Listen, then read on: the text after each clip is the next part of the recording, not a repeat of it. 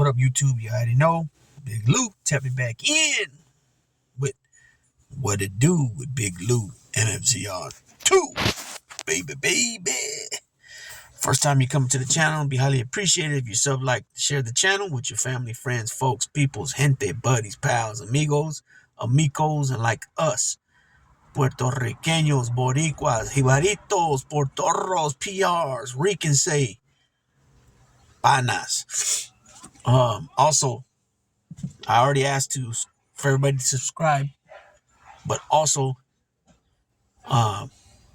hit that notification bell and hit the all, and that you'll be informed of anything that's dropped from this channel, if it be pre-recorded videos such as this here, live streams, or shorts.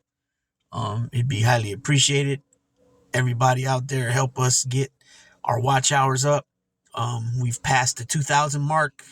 I think we just cruised past the 2,100 mark, I believe, or we're just about there. We just past the 1,300 subscriber mark. So I appreciate everybody for getting us past that. So if you haven't already, go check out my Elridge Wayne Coleman video. If you guys don't know who that is by that name, you definitely should know him by this name, the superstar Billy Graham. Not the preacher, but the pro wrestler, has passed away yesterday at the age of 79 years old. Icon, trailblazer, before his time when it comes to the physique and stuff like that. So check that video out. I dropped it a couple hours ago. But this one here is on the upcoming Undisputed lightweight title bout between the Undisputed champ, who is 29-0, Devin Haney, going up against the Ukrainian 35-year-old, who has 17 wins, 2 losses, Vasilio Lomachenko, right? He's 35 years old, 5'6", southpaw. He's like I said, he's 17-2 with 11 knockouts. Currently at lightweight, he's ranked by Ring Magazine. He's ranked 1 by WBO. He's ranked 1 by IBF. He's ranked 3 by WBC. He's ranked 1, and by WBA he's ranked 3rd. And he's taken on, obviously, the Undisputed lightweight champ, Devin Haney. Like I said, he's 29-0. So let's give a little background on Lomachenko, right? Because Lomachenko only has 19 pro fights, but he's 35 years old, which is pretty getting close to being over the hill in boxing. But he started late. He has about 400 amateur fights. He was very competitive in the I don't know if it was ballroom dancing or competitive dancing, but he was big on that. With his father pushed him to go in that direction, which I believe helps him a lot with his footwork. The fact that he can dance, right? He also was a 2008 Olympic. He was in the Olympics, and I believe I think he took the gold in the championships in 2009. In 2008, he fell a little short, I believe. So he's born on February 17th, 88 in Ukraine, right? He's an incredibly technically sound southpaw who ranks among the most accomplished amateur boxers in history. He started training early in life since his father was a boxing trainer.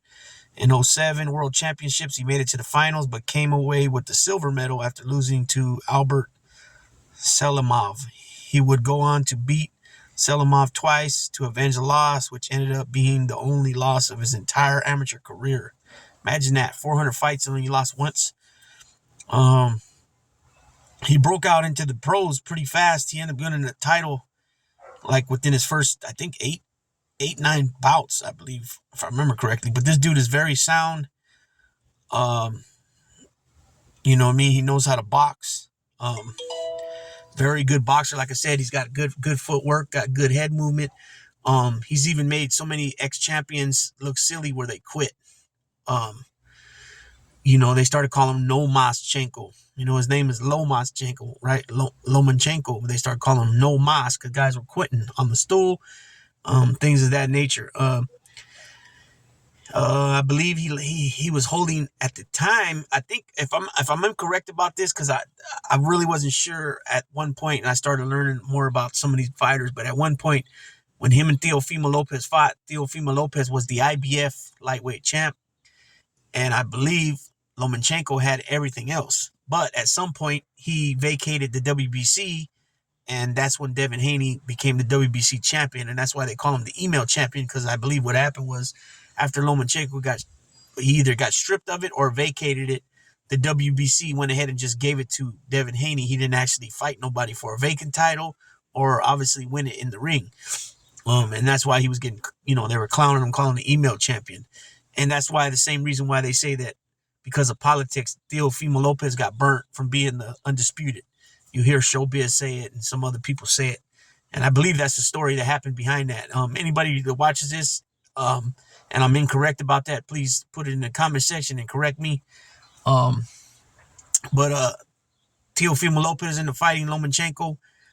Pretty much dominated him the whole fight. Lomachenko showed signs of,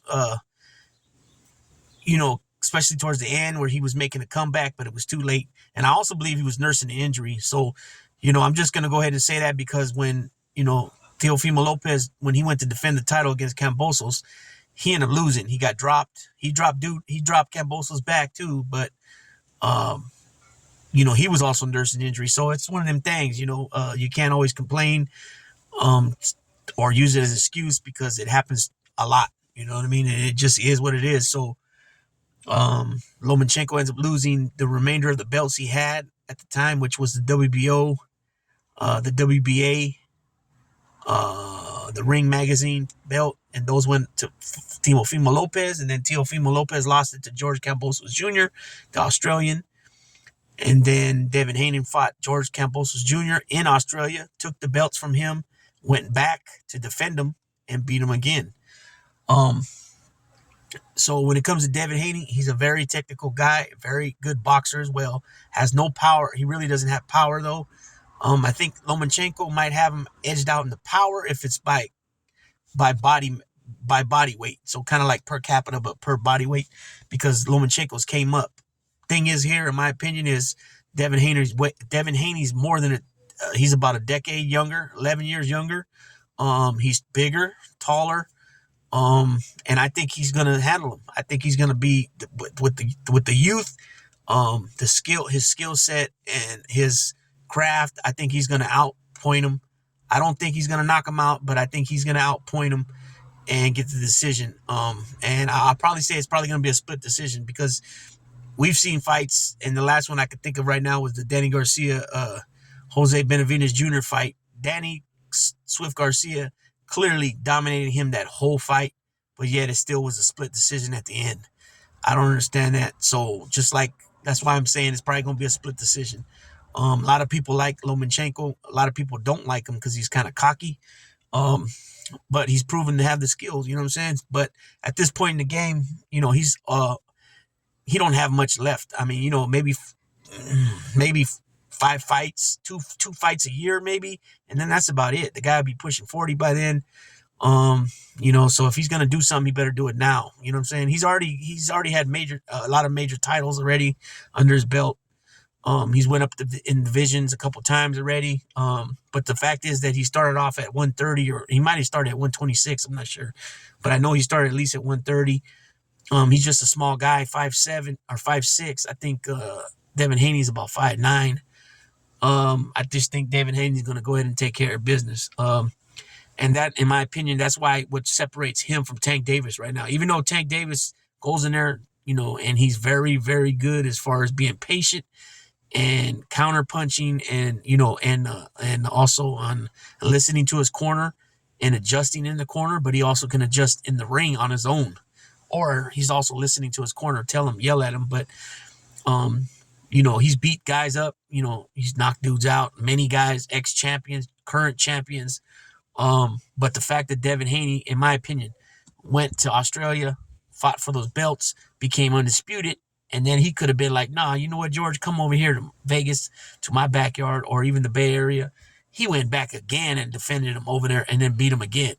And in my opinion, that's big. And then he gets in the ring and challenges Lomachenko, and then they go ahead and sign and fight, being with ESPN and Top Rank, and Devin Haney being with Matchroom and DAZN, I think.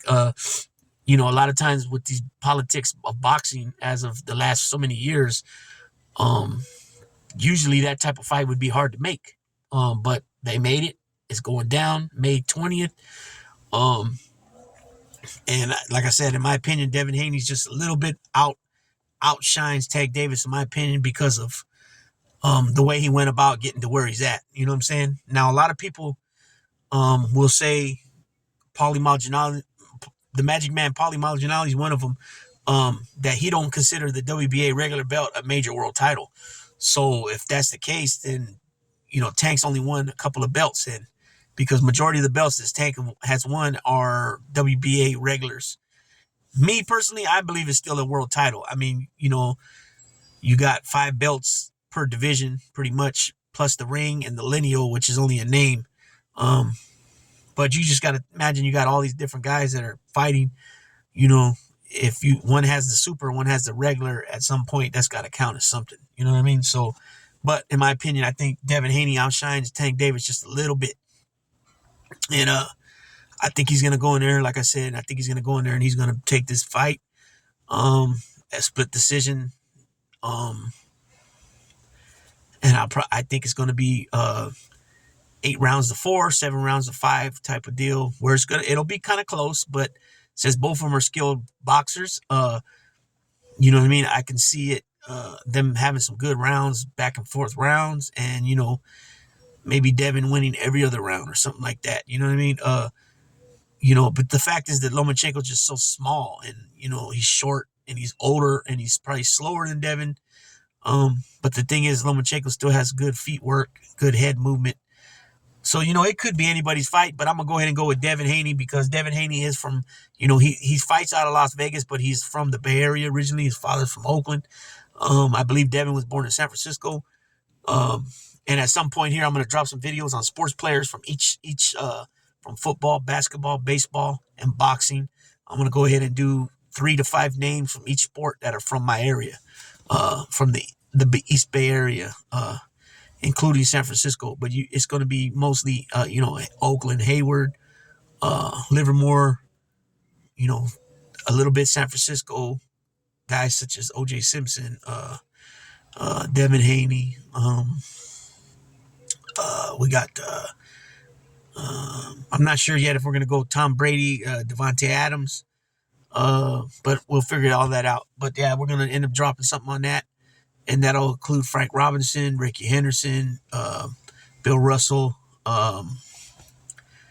Randy Johnson, Marshawn Lynch, Devin Haney, Nonito Donaire, those type of guys, right? And we'll go from there. But yeah, looking forward to this fight. I'm looking forward to this fight. Hopefully, some of these other guys, such as Terrence Crawford, Earl Spence, will get with the program and sign the dotted line and figure this shit out.